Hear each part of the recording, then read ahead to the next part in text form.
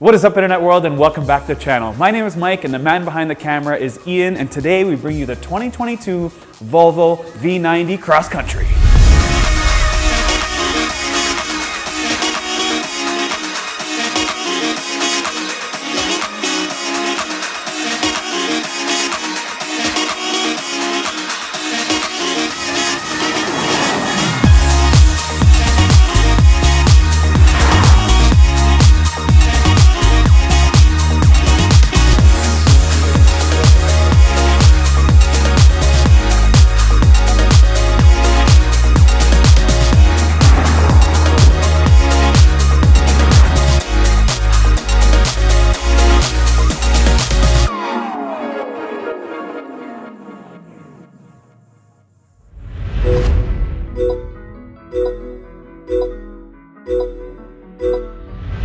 So when you decide to buy Volvo's midsize or large anything, whether you look at the XC60, XC90, V60, V90, it doesn't matter. You're getting Volvo's scalable product architecture, which means it's the same platform for any of those models, which kind of saves costs, but also keeps it consistent and precise and, you know, perfected. So who's its competition? Well, there's a Mercedes-Benz E-Class all-terrain. There is the Subaru Outback, because this is what you think about when you see a wagon in North America that sits higher. There's of course the Audi all-road, the A6 platform, because it's long and big. And then there's also the other Volvo, the XC90, because as I mentioned, they're pretty much exactly the same. The only engine available in North America is the same one that we reviewed in the XC60, and that is the B6 powertrain. That is the 2-liter inline-4 that makes 295 horsepower and 310 pound-feet of torque, and that is done by an electric supercharger and a turbocharged engine with 13 extra horsepower and 30 foot-pounds of torque out of an integrated starter generator, and that's all combined and put down with an 8-speed automatic transmission.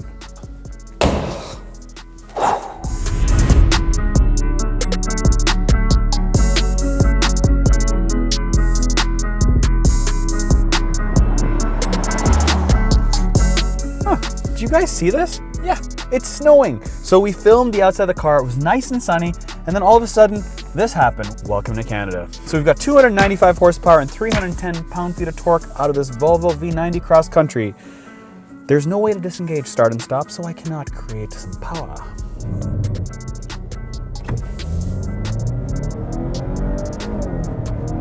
Got an 8-speed transmission. I got a top speed of 112 miles an hour or 180 kilometers an hour. Which is good. She goes pretty decent, and it's actually fast from a number standpoint. It does 0 to 60 in just over 6 seconds. 6.4, depends on who you read, who you ask, in the mid-6s. That's pretty good for a station wagon. And it's pretty peppy around town. A little bit of a delay from the transmission, but it's really good. So now back to the top speed. So 112 miles an hour or 180 kilometers an hour top speed. So Volvo says because in an effort to pioneer safety, they want to show other car manufacturers that you don't have to drive fast. R.I.P. Volvo. This is the same feeling I felt in the XC60. I felt like it had instant power, and that was because the electronic supercharger that just works right away, and then once that moves, the turbo engages and she moves. So in terms of performance, this is really good. It doesn't feel like a big heavy car. This one does have quite a bit of body roll, but the initial suspension is fairly stiff. So when I turn the wheel, I feel like there is very good feedback and there is good movement of the car when I turn, but I know that there is body roll when I go around a corner fairly fast. I can feel the car being heavy, but also the suspension being high off the ground, which is obviously gravity and natural reactions of how cars should handle when they sit higher off the ground. So what about drive modes? What kind of drive modes does this Volvo Cross Country have? And the answer is only one, off-road mode. There are no sport modes, no comfort modes. They don't play with that. It's just simply off-road mode. It's done by pressing the settings, hitting a button, and voila, it's an off-road mode. So up to 12 miles an hour, it'll activate hill descent, and that is the only thing. You can adjust, though, the steering firmness of how much steering firmness you would like by hitting a button. You can adjust the sensitivity or how much firmness you get. You just on or off. Push the button. That is it. So on the front here we have a Volvo. Look at that. It actually looks like a Volvo. This is not something that you can confuse with another brand. It's through and through Volvo. Maybe this AMG hood might throw you off a little bit, but really it looks like a Volvo, including these Thor type headlights. So these headlights are full LED. They include bending lights, and then the LED fog lights also give you a corner lamp in case you need it, and you're always cornering and turning in your Volvo Cross Country.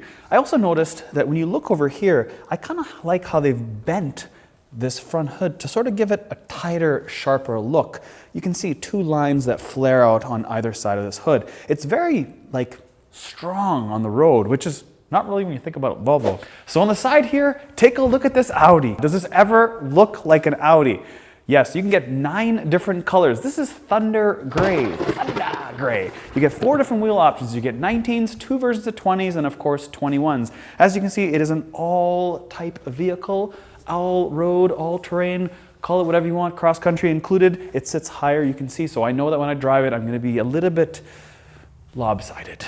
I can feel it in my heart. But on the side here, you will see it has black trim all the way through, nice shiny aluminum roof rails, nice big panoramic sunroof, and of course color matched door handles that have lock and unlock on all 4 doors. Thumbs up, Volvo. You can also get air suspension, so you can actually drop it if you spend the moolah. In this case, it is $77,000 Canadian, and that is a lot of moolah.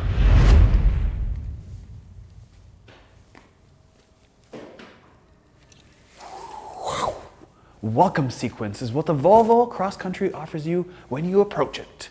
Now on the back here, you do have this massive rear spoiler. That is pretty cool. It's nice and large, and they hide the tailpipes because we are eco. And yes, because we're moving into a world of EV, they're hiding the tailpipes to make you feel like, you know, you're doing something good for the environment. Now Volvo's done a really good job with the back end of these things, because normally they just look really round and station wagon-ish.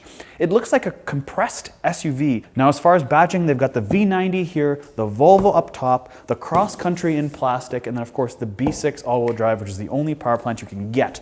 Now they do have a lot of sensors on the side here. They do have 360 cameras, and they do have a tinted rear glass, and of course a wiper, because some cars actually don't come with a wiper today. Weird. Now when you open up this tailgate, you will see that there's a hydraulic strut that keeps the carpet up to see the spare tire. Now the unfortunate part is, in a vehicle like this, you'd expect an actual full-size spare only because it's off-road based. They have a small tiny donut in here that is a little bit disappointing, but what is not disappointing is the amount of space you have. You have 4 feet worth of depth and just under 4 feet in terms of width. That is a ton of room. And if you have a dog, well, you have this little steel thing that falls from the sky that saves your dog from flying into the cabin. Back seat of the Volvo Cross Country feels very solid. Very, very solid. And that's what I kind of expected. It's very roomy back here. We were actually taking kids the other day, and they said it's very spacious back here. They liked it so much so that they told their parents to go look at one. And now their parents are considering looking at this Volvo Cross Country. Crazy how the world works. Now, when I pull this center console armrest down, I do have a space for my iPhone that just about fits when I wedge it inside. It does have 2 cup holders here and extra storage right here on the side.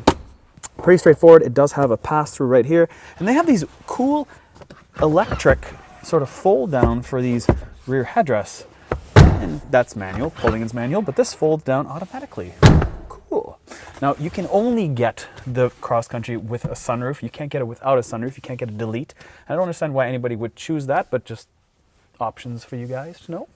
As far as sound, you get 2 options. You get 10 speakers standard in the Cross Country, and if you want to step up to the top dog, you have to spend $37.50 Canadian and get 19 speakers, and that's what this has. It's called Bowers & Wilkins.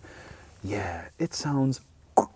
So my only complaint is sort of a double-edged sword, and that's the quality of these doors are really, really good, but as a child back here, it's kind of difficult to open. Like, yes, this part is okay, but pushing it, it's a heavy door.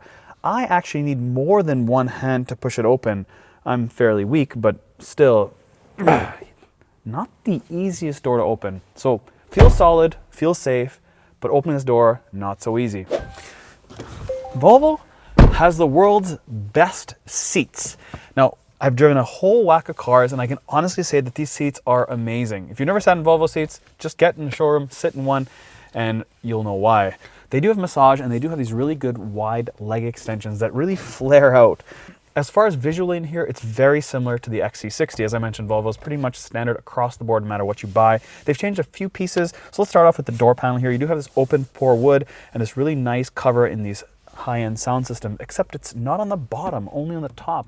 On the bottom, for this kind of money, you'd expect them to be exactly the same. To have this sort of aluminum anodized perforated piece at the top, you should have that on the bottom as well. Having plastic on the bottom is just a real cheap in my opinion.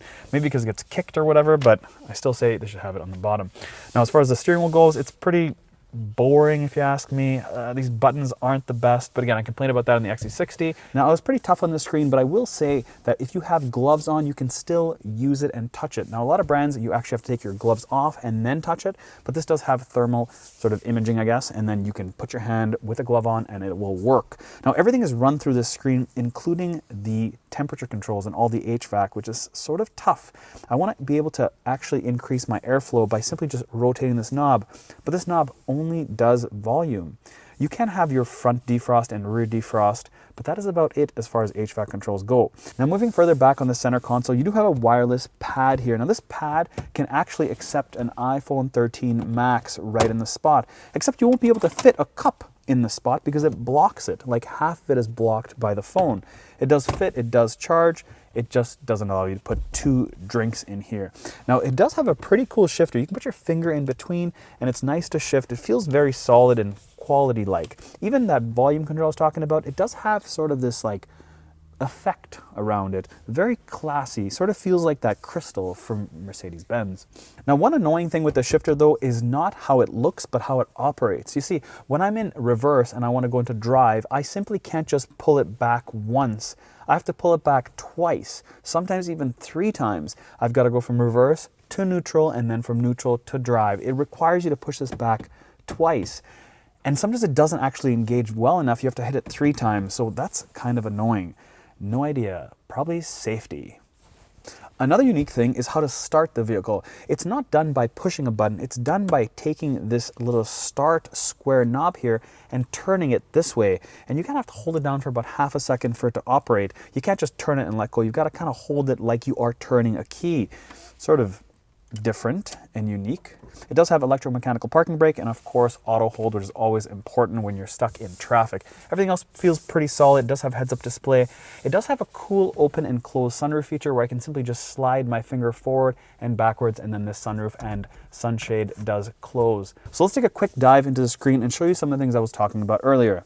Now, this is an Android-based platform. There's no Apple in here. Now, some versions of the Cross Country have Apple CarPlay. This one does not, and it's across the board. I've jumped on a bunch of forums and they've said that not all of them have Apple CarPlay, which is kind of weird. You'd think when they roll it out the factory, they'd have Apple CarPlay.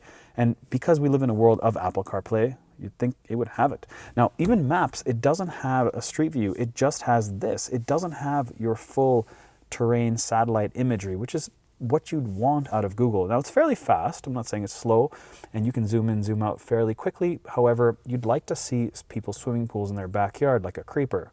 However, once you do get your song on Bluetooth media player, it does pound very well with the sound system, as I mentioned. I'm a real big fan of the sound system, so if you decide to buy one of these things, make sure you spend the money and buy the sound system. Now, next up is the temperature controls. I simply hit this fan button and I can choose what temperature I want for the driver and for the passenger and where the airflow is going, or I can simply hit auto. So there's 3 choices when you get to the screen: main, climate, rear, and parking. And when you're in parking, you can choose to have start air cleaning. Now, this is one of the big things that Volvo is pushing, the fact that you have a multi-filter that cleans the cabin air. Interesting. So how about all the patriotic Swedish? This is built in Sweden. Is it owned by the Swedish? No. There is a nice Swedish flag right on the seat, so every time I turn my head to look at the kids in the back, I'm like, hey, you've got a Swedish flag. I'm wearing a Swedish car. You know, geography. But it's not owned by the Swedish. It's not owned by Ford. It's owned by the Chinese. Yes, the Chinese own it, but they don't make any decisions. Apparently, it's the board and the CEO of Volvo that makes those decisions. And maybe they should learn from the Chinese, because there's some stuff in here that needs updating. Namely, this media. Now, it's googly, but it's not googly enough for me. But when you're in this Volvo Cross Country for 2 weeks, you actually appreciate the things about it. You appreciate that it's very easy to get in and out of it. You appreciate that it's not a total ugly duckling like station wagons that are sitting this high are. Usually station wagons look pretty awesome when they're slammed to the ground, which is great, but they don't sell, clearly, because the V90 is discontinued. But it's comfortable, it fits everybody in the car, obviously, and it's half decent to go around a corner. So what's there to like about this cross country? Well, for one, the motor is better than an Audi all-road 4-cylinder. There's no doubt this is a better motor, hands down. As far as the interior goes and the feel and the vibe of the car, well, I will tell you, if you're looking at an Audi A6, you're a different buyer than somebody looking at this. When I think family and big and camping and all the rest of the outdoorness, you can't buy an Audi A6. It's really designed for the Autobahn. And you can't buy this because it's way too slow to be on the Autobahn. So, what am I going to pick? I'm always sitting on a fast highway. I want something fast. Never look at a Volvo Cross Country. If you're looking for something that fits the family, there's a lot of space to this thing. It actually looks decent on the outside. Like, look, if you wanted something that sits low and looks cool, well, unfortunately, you're the real minority. They don't even make a car for you anymore. They discontinued this car that was designed for you. You never looked at it, you never bought it. So they're looking at the next step, and that's family. Something that doesn't want something that's super fast, that really pushes safety, that has a half-decent system to work with everything, has this nice open pore wood, has these awesome seats, has enough capability to fit enough in here, and you've got that little dog thing that folds down. So that's like a first ping in your brain thinking, this is definitely a family vehicle for the dog. Now you'd be surprised. Dogs are a huge factor to people's lives, and you have something like that outlines a dog, or thinking, hey, they're thinking about the dog. Well, that brings people closer. So maybe that's the type of family that's going to buy a Volvo XC90 or a V90 Cross Country. Who knows? Don't ask me. I just make these videos. You watch them. You let me know. And as always, see you next time.